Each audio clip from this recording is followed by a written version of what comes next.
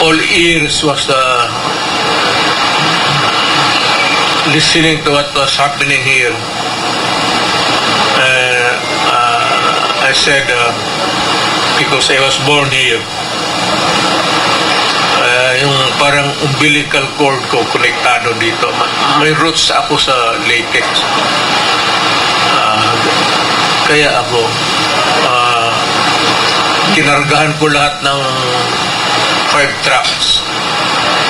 Ito yung ambulansya ko. Then pag kinabukasan, nag-chopper ako.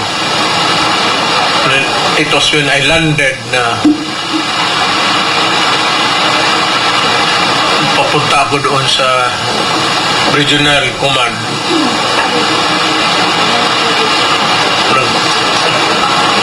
Nagkaroon ako ng trauma.